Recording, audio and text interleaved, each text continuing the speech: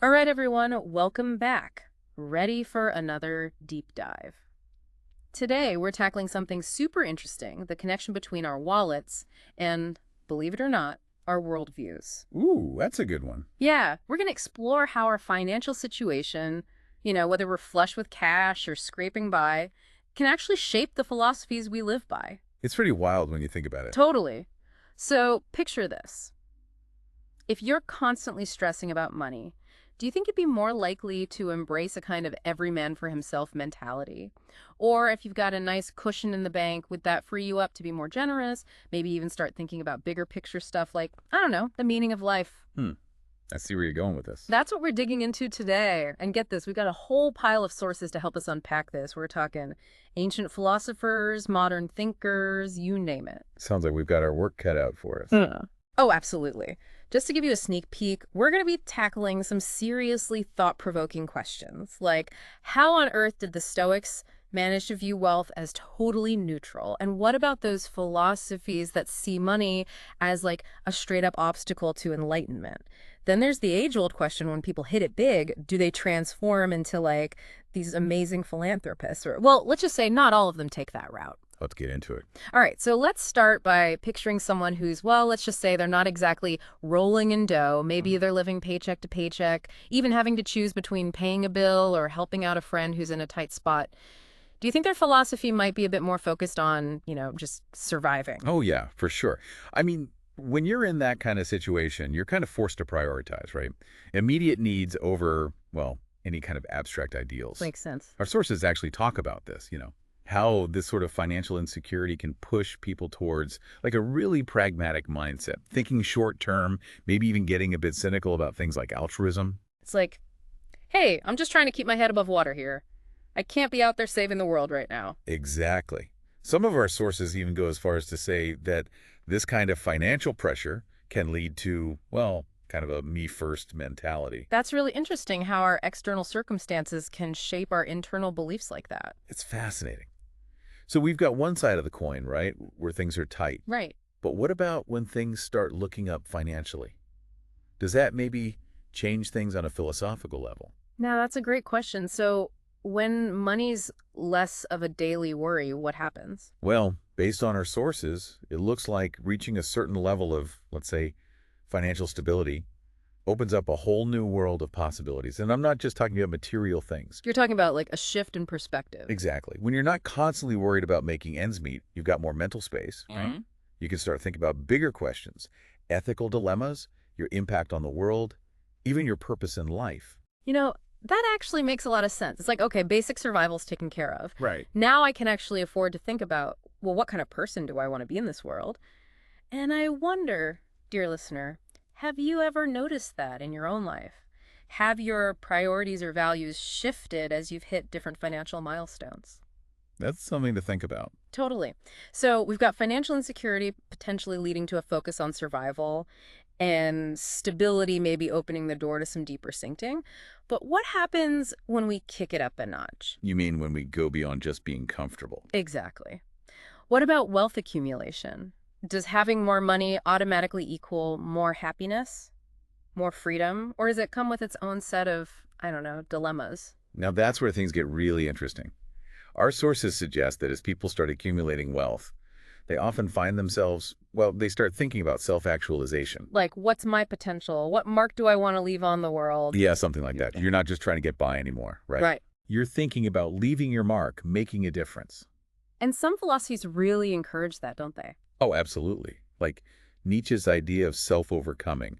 Right. It's all about constantly pushing yourself, becoming the best version of you. I like that, but it also feels like there's this other side to the wealth coin. Oh, there definitely is. It's like with great power. Comes great responsibility. Exactly. You know what I mean? It seems like wealth can bring up a lot of ethical challenges too. No doubt about it. Suddenly you've got to wrestle with questions about fairness, responsibility, not to mention the temptation to just, well, indulge in all the material things you can now afford.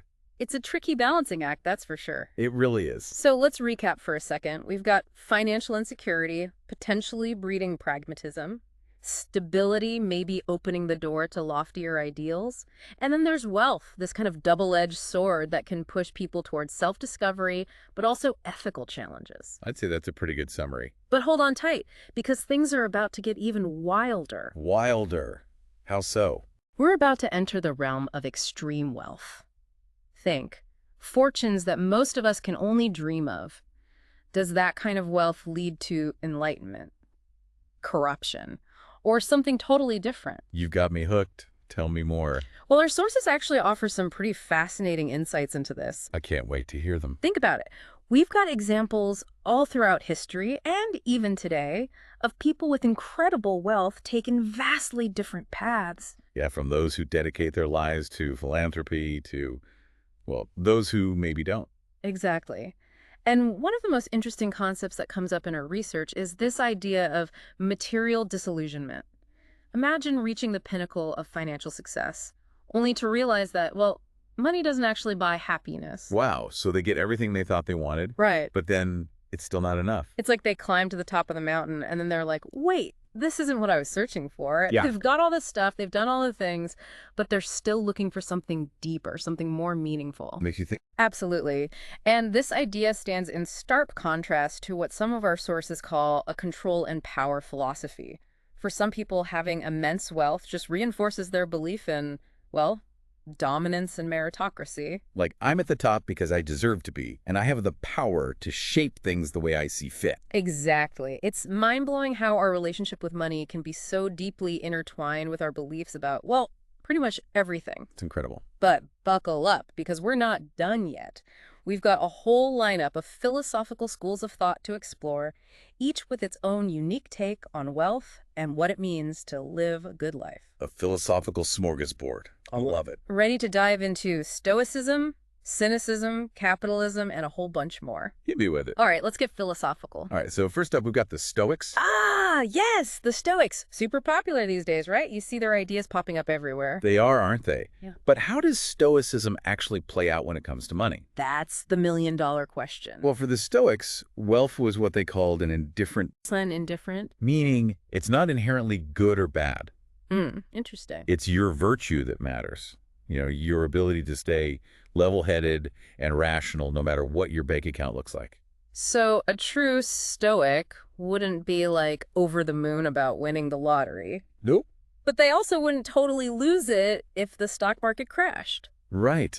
They'd probably even see a windfall as a chance to be, well, even more generous and wise. I like that. It's about how you handle it, not just how much you have. Makes you think of someone like Warren Buffett, actually. Oh, yeah, good point. Super wealthy, obviously, Uh-huh. but lives pretty simply, and he's giving away most of his fortune, right? That's about as stoic as it gets, I'd say. Definitely. So, next up, let's talk cynicism. I have a feeling they might have a slightly different take on all this. Oh, I'm sure they do. They're not exactly known for, well, being optimistic. That's a fine way to put it. So what's their deal with wealth? Cynics basically take that Stoic detachment and, well, they crank it up a notch. Or 10.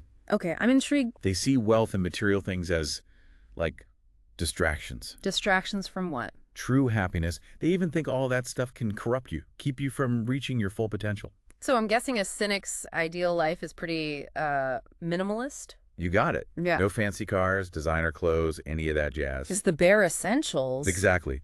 They'd argue that all those things just weigh you down, create desires you don't actually need. You know, it's funny. You can totally see that cynical mindset reflected in some of the trends we see today, right? Like minimalism. For sure. Or even those anti-consumerism movements. Yeah, there's definitely something to be said for simplifying, focusing on what truly matters. Totally agree. Okay, moving on. Let's talk about, how about Aristotelianism? Ooh, Aristotle. He was all about logic and finding that golden mean. So what's his philosophy of personal finance? Well, Aristotle believed that wealth could be a tool, a tool for achieving eudaimonia. Eudaimonia. That's... It's often translated as flourishing or living a fulfilling life. It's more than just happiness, though. Right, it's deeper than that. It's about reaching your full potential as a human being. I like that. But there's a catch, of course. Aristotle was all about moderation and ethics, remember? So it's not about amassing a huge fortune and then just, like, sitting on it? Nope. It's about using your wealth wisely, to live a virtuous life, contribute to society, all that good stuff. Makes sense. An Aristotelian would be really careful about how they got their wealth and even more careful about how they used it. Yeah, it's not just about having it, it's about what you do with it. Exactly. They'd be big on things like philanthropy, supporting the arts, education. So like those billionaires who've pledged to give away most of their money? Could be. They might have a little bit of Aristotle in them. That's a great point. Okay, next up, we've got Epicureanism. Now, weren't they all about, well, pleasure? Does that mean they'd be like, go ahead, indulge, spend all your money on fancy stuff? Well, not quite. While Epicureanism is definitely about maximizing pleasure and minimizing pain, they're actually really cautious about going overboard. They'd say that, constantly chasing wealth and status can actually lead to more suffering than enjoyment. That's so interesting because it seems counterintuitive, right? I know, right? But it makes sense when you think about it, like the stress of always wanting more. Exactly. An Epicurean would be all about savoring those simple pleasures, creating a life that's free from unnecessary stress and worry. So instead of like a giant mansion, maybe they'd use their wealth to create a super peaceful and comfy environment where they could just chill, read, enjoy nature. Exactly. Strategically using wealth to cultivate, like, genuine contentment. Now that sounds like a good life. All right, we can't talk about pleasure without mentioning its more intense cousin, hedonism. Oh yeah, hedonism. It's like the opposite end of the spectrum, isn't it? In some ways, yeah. For hedonists, it's all about experiencing as much pleasure as humanly possible. And wealth, well, it can definitely be a tool to unlock those experiences. So bring on the fancy vacations, the Michelin star restaurants. Yeah. Exactly. But even a hedonist wouldn't necessarily advocate for going completely off the rails, to the point where it starts causing suffering in the long run. It's about finding that balance, right? Yeah, that sweet spot where you're maximizing pleasure without any negative consequences. All right, that makes sense. Okay, let's switch gears a bit. How about Buddhism? I'm guessing they have a pretty different perspective on wealth. Definitely. Buddhism teaches that attachment to anything impermanent, and that includes wealth, is a major source of suffering. So it's not the wealth itself that's bad. Right. It's getting too attached to it. Exactly. Their focus is on generosity, contentment, and detachment from material things. So a wealthy Buddhist might be more inclined to give their money away than to, say, build a giant mansion. Exactly. They might still earn money ethically, but they'd be more focused on using it for the benefit of others. And cultivating that inner peace that doesn't depend on, well, stuff. You got it. There are actually a lot of entrepreneurs these days who are inspired by Buddhist principles. And they're often known for being both successful and, well, really philanthropic. It's a cool combination. It is. Okay, 2 more to go. Let's talk about capitalist philosophy. This one seems pretty central to how our world operates today. Absolutely. Capitalism is all about wealth creation, seeing it as a sign of productivity, innovation, individual achievement. So a capitalist wouldn't be shy about accumulating wealth. They'd see it as, well, kind of a reward for their hard work. And a way to create even more value in the world. It's about pushing boundaries, using your resources to make things better, right? Exactly. Think of those classic rags to riches stories. Yeah, self-made billionaires. They often reinvest their wealth, build new businesses, create jobs, even try to influence policy. It's about progress, right? Yeah. Using wealth to move things forward. That's the idea. Okay, last but not least, let's tackle Marxism. Ooh, this one's bound to be a bit different. You could say that. Marxism is basically a critique of the whole idea of wealth concentration. They're not big fans of the 1%, I'm guessing? That's putting it mildly. They argue that when too much wealth ends up in the hands of a few, it leads to exploitation and injustice. So instead of focusing on individual wealth creation, Right. they'd be more interested in structuring economic systems so that they benefit, well, everyone. Exactly. Think things like workers' rights, access to health care and education, challenging systems that perpetuate inequality. It's a perspective that definitely forces us to think critically about how wealth is distributed, who's benefiting, who's not. A lot of activists and those fighting for social change draw inspiration from Marxist ideas. So even though it's a totally different viewpoint from capitalism, Yeah. it's still a really important part of the conversation about wealth and society. Absolutely. Wow, we just covered a lot of philosophical ground. From Stoic detachment to Marxist critiques, it's amazing how each of these schools of thought gives us a totally different way to think about wealth and, well, what it means to live a good life. So much to think about. Seriously. And I'm wondering, dear listener, what are your thoughts on all this? Has anything we've talked about resonated with you? I'm also curious, do you think a person's financial situation can actually influence their philosophical leanings? Like, if someone's struggling to make ends meet, are they more likely to gravitate towards pragmatism? Or if someone's already wealthy, do they tend to embrace philosophies that justify their success? It's like a chicken or the egg thing, isn't it? Does money shape our philosophy, or does our philosophy determine how we handle money? And then there are those people whose beliefs run so deep that their financial status, well, it doesn't really change anything, like a devout Buddhist or a committed Marxist might hold those beliefs whether they're rich or poor. Their philosophy is like part of their DNA. Exactly. So it seems like the relationship between money and mindset is a two-way street, constantly influencing each other. And this isn't just happening on an individual level either. Right. It's shaping whole societies and economies. We started by talking about personal dilemmas, like choosing between paying a bill or helping a friend. Uh-huh. And now we're talking about, like, global systems. It's wild how connected it all is. And you know what else is interesting? About that. It seems like both extremes of wealth can lead to some pretty fascinating philosophical outcomes. Oh, tell me more about that. Like, on one hand, you have people who are struggling with poverty. They might end up grappling with cynicism and despair, feeling like the system is rigged against them. That makes sense. But then on the other hand, you have people who are incredibly wealthy. They might either double down on their sense of power and control, or they might experience that material disillusionment we were talking about earlier. And end up turning towards spirituality, philanthropy, things like that. Exactly. It's almost like a bell curve, isn't it? Yeah, I like that analogy. The further you go in either direction, the more extreme the potential outcomes. Both positive and negative. Exactly. This has been such a thought-provoking deep dive so far. We've seen how financial insecurity can push people towards pragmatism, how stability can open up new avenues for ethical thinking and a search for meaning, and how wealth, especially on a massive scale, can be this incredible catalyst for either self-discovery or, well, a reinforcement of existing power structures. But now we're going to get to the really important part, the part that we want you to really think about. It's like, okay, we've explored all these different ideas. Right. But what does it all mean for you? Exactly.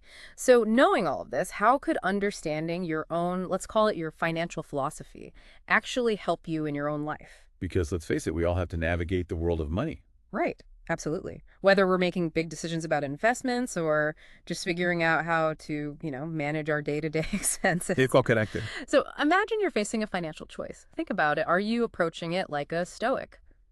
Calmly weathering the ups and downs. Or maybe you're more of a cynic, content with a simpler life. Or maybe you're like an Aristotelian, driven to use your resources to make a real difference. The key is to really think about what your values are. Right, and then align your actions with those values. And who knows, maybe this whole deep dive has sparked something for you. Maybe you've realized that you're, well, a little more stoic than you thought. Or maybe a dash of Epicureanism could add some spice to your life. It's all about self-discovery, right? Figuring out what works for you.